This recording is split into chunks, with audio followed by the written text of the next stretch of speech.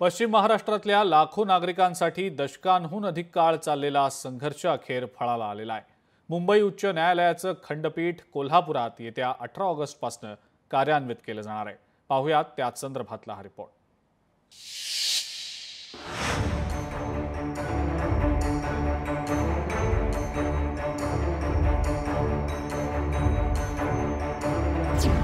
कोल्हापुरात उच्च न्यायालयाच्या खंडपीठाची घोषणा। मुंबई उच्च न्यायालयाचं कोल्हापुरात 5वं खंडपीठ। पश्चिम महाराष्ट्रातील नागरिकांना होणार फायदा। मुंबई उच्च न्यायालयाच्या कोल्हापूर खंडपीठाकरता गेले 4 दशक संघर्ष सुरू होता। तीव्र लोकभावना आणि कोल्हापूरसह सांगली, सातारा, सोलापूर, रत्नागिरी आणि सिंधुदुर्ग जिल्ह्यातील पक्षकारांची गरज ही लक्षात घेऊन मुंबई उच्च न्यायालयाचे मुख्य न्यायमूर्ती आलोक आराध्य यांनी 1 ऑगस्टला कोल्हापूरला मुंबई उच्च न्यायालयाचे सर्किट बेंच अर्थात खंडपीठ स्थापनेची अधिसूचना जारी केली आणि इथं 18 ऑगस्टला प्रत्यक्ष कामकाजाला सुद्धा आता सुरुवात होणार आहे।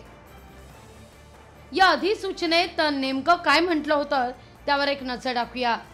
कोल्हापूर इथल्या सर्किट बेंचचं कामकाज 18 ऑगस्ट पासून अधिकृतपणे सुरू होईल।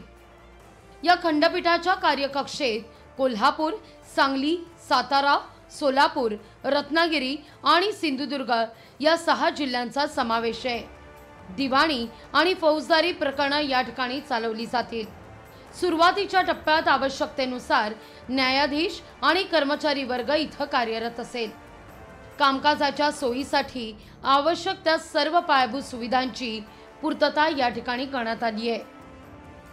आता 6ही जिल्ह्यातील 700 पेक्षा अधिक वकील हे कोल्हापुरात वास्तव्यास येतील असा एक अंदाज आहे। त्या दृष्टीने कोल्हापूरमधील जागांचे, गाळांचे इतकंच नाही तर हॉटेलचे दरही वाढल्याची चर्चा सध्या जोर धरतीये आणि नेमक्या याच मुद्द्यावर क्रीडाई या संस्थेच्या वतीने पत्रकार परिषद घेत या साऱ्या गोष्टी निवळ अफवा असल्याचं स्पष्ट केलंय।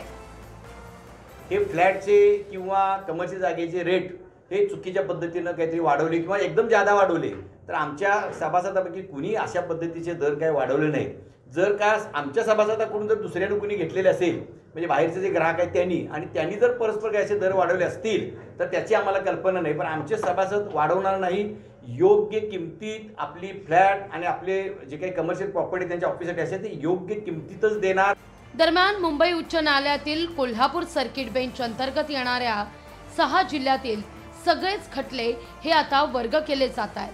त्यामुळे 1,500 पेक्षा अधिक सिनियर ज्युनियर वकील हे कोल्हापूरमध्ये सर्किट बेंच प्रॅक्टिससाठी येण्याची शक्यता ही वर्तवली जाते। सर्किट बेंच स्थापनेमुळे अनेक उद्योग क्षेत्रामध्ये मोठ्या प्रचंड प्रमाणात वाढ होणार आहे। अनेक विकास कामांना गती मिळणार आहे।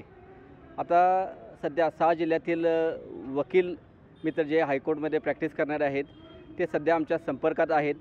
त्यांना ऑफिसेससाठी, फ्लॅटसाठी विचारणा सुरू आहे। त्यामुळे अनेक उद्योगांना गती मिळणार आहे। कोल्हापुरात खंडपीठ झाल्यामुळे त्यांचे नवीन ऑफिसेस चालू करण्यासाठी आज तर कोर्टामध्ये अक्षरशः 1-2-3 आम्ही पॉम्पलेट पाहिले, म्हणजे त्यांचे ज्युनियर वाटत होते की इथं आम्ही जिथं खंडपीठ झाले तिथं आम्ही ऑफिस आमच्या ब्रँच आहेत। तर तुम्ही म्हटल्याप्रमाणे इथं ऑफिस पाहणं चालू आहे। इथं वकिलांची संख्या वाढणार, बाहेर येऊन कमीत कमी 700 ते 800 वकील इथं ऑफिस नवीन शोधात आहेत। नव्यानं स्थापन झालेल्या सर्किट बेंचमुळे आता तरी जागेचे दरवाढ झाले नसले तरी भविष्यात मात्र ही परिस्थिती बदलेल हे काही नव्यानं सांगण्याची आवश्यकता नाही।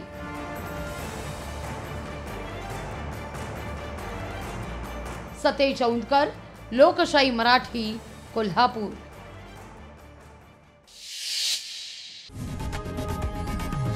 लोकशाही मराठी ऐका, पहा, जागरूक रहा।